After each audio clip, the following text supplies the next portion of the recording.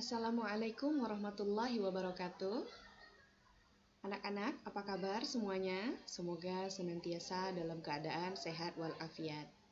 Senang sekali hari ini bisa berjumpa kembali bersama Ibu Vina dalam pembelajaran bahasa Indonesia. Baiklah anak-anak, sebelum memulai pembelajaran kita pada hari ini, marilah bersama-sama kita membaca doa ya, menurut agama dan kepercayaan masing-masing. Berdoa dimulai.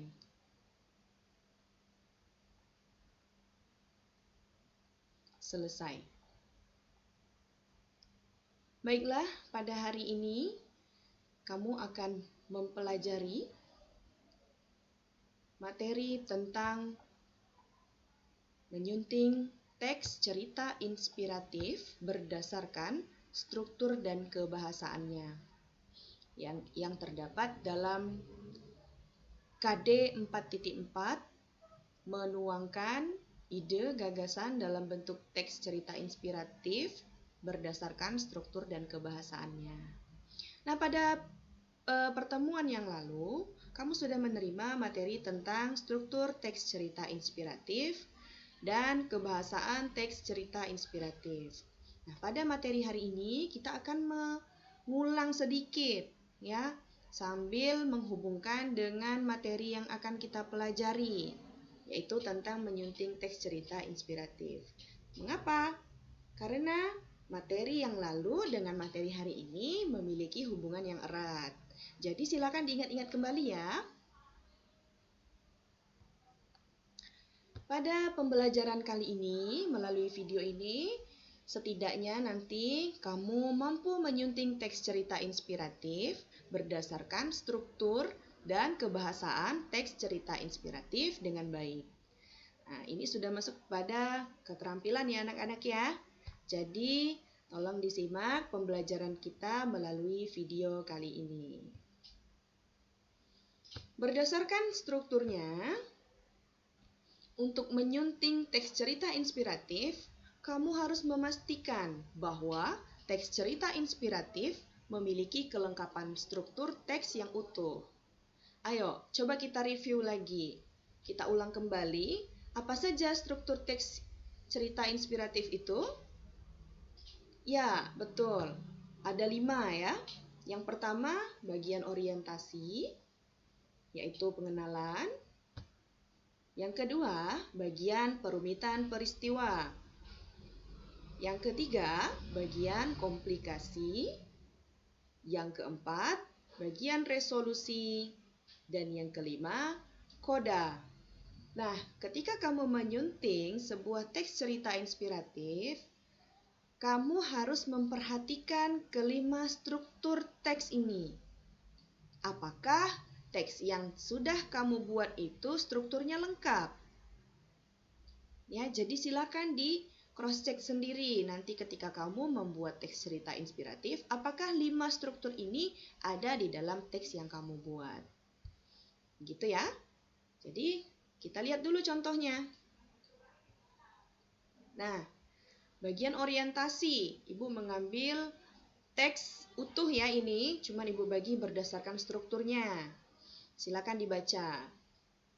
Bagian orientasi atau pengenalan pada teks tentang seorang pemuda yang ingin bekerja pada seorang saudagar kayu. Ya, di situ dikenalkan tokohnya yaitu si pemuda, kemudian keinginannya, apa yang diinginkannya ya. Kemudian dia mendapatkannya dan lokasinya pun di dekat dengan rumahnya. Nah, itu penggambaran awal sang tokoh yaitu si pemuda. Kemudian perumitan peristiwa. Perumitan peristiwa ini adalah peristiwa-peristiwa yang akan menggiring pembaca pada konflik atau masalah puncaknya.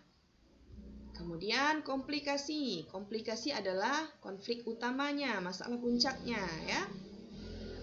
Nah, komplikasi dalam teks ini, sang penebang kayu tadi, si pemuda, dia mengalami penurunan kemampuan. Jadi dia berpikir bahwa dia telah kehilangan kekuatan. Nah, itu konflik utamanya.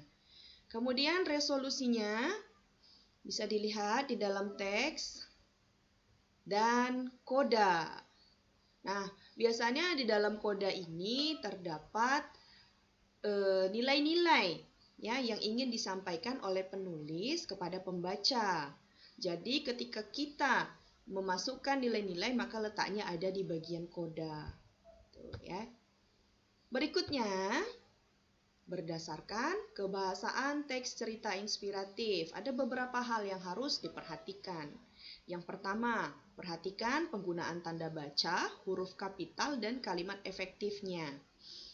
Jadi, dalam menulis sebuah teks cerita inspiratif, hal ini meskipun kecil kelihatannya sepele, tetapi harus tetap dilihat dan diperhatikan. Ya, jangan sampai nanti tanda bacanya salah. Penggunaan huruf kapital tidak ada, kalimatnya tidak efektif. Ya, kita lihat dalam contoh berikut. Nah, di situ ada kata-kata yang sengaja Ibu tebalkan. Ya, kata suatu, kata upah, oleh karena itu. Kita lihat, kira-kira mengapa nih? Kata suatu, kata upah, oleh karena itu Ibu tebalkan. Ya, betul. Ya, jadi kata suatu itu berada di awal. Maka Ibu tebalkan supaya kamu mampu mengidentifikasi penggunaan huruf kapital. Begitupun kata upah dan oleh karena itu. Kemudian penggunaan jeda yang terdapat dalam kalimat oleh karena itu. Ada tanda koma. Betul sekali ya, untuk memberikan jeda di dalam kalimat. Yang kedua, gunakan kalimat-kalimat deskriptif untuk memberikan gambaran dan makna yang kuat kepada pembaca tentang teks cerita inspiratif yang dibuat. Nah, kalimat-kalimat deskriptif karena tujuannya memberikan gambaran dan makna yang kuat, maka itu harus ada di dalam teks cerita inspiratif yang kamu buat.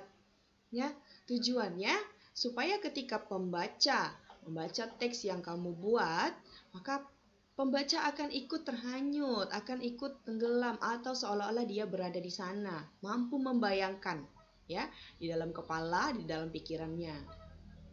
Nah, seperti masih dalam contoh yang sama ya. Suatu ketika, seorang pemuda yang sangat kuat meminta pekerjaan pada seorang saudagar kayu dan dia mendapatkannya.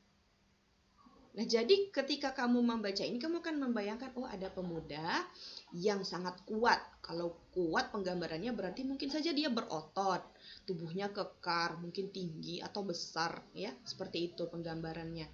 Upah yang ditawarkan sesuai dengan keinginannya, berarti dia mendapatkan sesuatu sesuai dengan keinginannya dan lokasi pekerjaannya pun dekat dengan rumah. Jadi kita mampu membayangkan, mampu memvisualkan apa yang disampaikan di dalam teks berdasarkan penjelasan dalam paragraf bentuknya deskriptif, itu kita imajinasikan di dalam kepala kita. Gitu ya. Yang ketiga, sertakan kata-kata ekspresif untuk mendukung deskripsi cerita. Nah, masih dalam paragraf yang sama, kamu lihat di situ ada kata yang bercetak tebal. Nah, yang sangat kuat. Suatu ketika seorang pemuda yang sangat kuat di situ adalah bentuk kata ekspresif. Untuk apa? Untuk menegaskan kata pemuda. Ya, jadi supaya makna kata pemuda di situ menjadi lebih kuat, nah, maka ditambahkanlah kata-kata ekspresif. Atau contoh lain misal, melihat dengan tajam. Dengan tajam, ya. Berarti kita mempertegas kata melihat tadi. Atau amarahnya begitu membara. Nah, berarti ini menyiratkan seseorang yang sangat atau benar-benar marah. Nah, itu tujuan pemberian kata ekspresif ya, untuk mendukung makna yang kuat, ya, mendukung deskripsi cerita. Yang keempat, gunakan majas untuk memberikan kesan yang menarik dan penguatan terhadap ide yang disampaikan dalam cerita. Nah, majas dalam teks cerita inspiratif itu ada berapa? Setidaknya ya, minimal. Ya, Ada 3 ya. Apa saja itu? Metafora, simile, dan repetisi. Nah, untuk majas metafora itu perbandingan langsung 2 hal yang berbeda, ya. Aku adalah seekor burung. Nah, itu perbandingan langsung. Aku adalah seekor burung, padahal dia manusia, ya. Atau sang raja siang. Sang raja siang. Berarti apa? Matahari, ya. Untuk simile, kalau simile dia menggunakan kata kunci. Ada kata kunci yang bisa kita ingat. Dia menggunakan seperti, laksana, bagaikan, dan lain sebagainya yang dapat digunakan untuk membandingkan 2 hal, ya. Wajahnya begitu rupawan, laksana bulan yang terang benderang. Begitu ya kira-kira. Kalau repetisi, nah ini kamu bisa lihat di dalam contoh teks ini. Termotivasi oleh perkataan itu, sang pemuda menebang kayu dengan usaha yang lebih keras keesokan harinya. Tetapi hari itu ia hanya bisa membawa 17 batang pohon. Hari ketiga, dia berusaha lebih keras lagi, tapi dia hanya bisa membawa 10 pohon. Hari demi hari pohonnya semakin berkurang. Nah, di situ ada bagian kalimat yang bercetak tebal. Ya, itu adalah majas repetisi, ada pengulangan di sana. Pengulangan kata apa? Iya, usaha yang lebih keras, ya. Dia berusaha lebih keras lagi. Kemudian ada hari demi hari. Nah, itu bentuk majas repetisi karena ada bagian kata yang sengaja diulang untuk mempertegas. Gitu. Kita lanjut ya.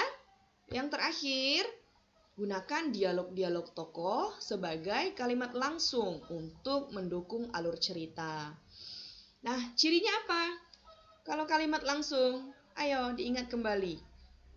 Ya, kalimat langsung itu cirinya diapit oleh tanda petik. Nah, silakan lihat di contoh. Ya, ada dialog-dialog tokoh yang mendukung alur cerita sehingga memberikan variasi kalimat di dalam teks cerita inspiratif yang dibuat. Ya, tidak monoton, tidak semuanya kalimat deskripsi atau tidak semuanya majas gitu. Kalau misalnya dari awal sampai akhir semuanya deskriptif. Nah, tentu tidak ada variasi, ya. Tujuannya untuk menggunakan majas, dialog-dialog itu agar memberikan variasi dan semuanya mendukung alur cerita, ya. Nah, sampai di sini ya materi yang Ibu berikan mengenai menyunting teks cerita inspiratif berdasarkan strukturnya dan berdasarkan kebahasaannya. Silakan kamu pahami kembali, melihat kembali video ini apabila kamu mengalami kesulitan. Kalau ada pertanyaan, silakan kamu tinggalkan pertanyaan di kolom komentar di bawah, ya. Jangan lupa untuk tugasnya kamu silakan cek link tugas yang ada di kolom komentar, kemudian dikerjakan di buku latihan atau mau kirim kembali dengan mengerjakan di Word boleh juga, tapi jangan lupa kirimkan kembali melalui link yang Ibu berikan, ya, ada di Classroom ya. Nah, sampai di sini saja pertemuan kita. Apabila kamu masih kurang memahami, silakan kamu tonton sekali lagi video ini. Jangan lupa klik subscribe ya, klik lonceng supaya kamu mendapatkan pemberitahuan kalau ada video pembelajaran baru yang Ibu upload. Terima kasih. Assalamualaikum warahmatullahi wabarakatuh.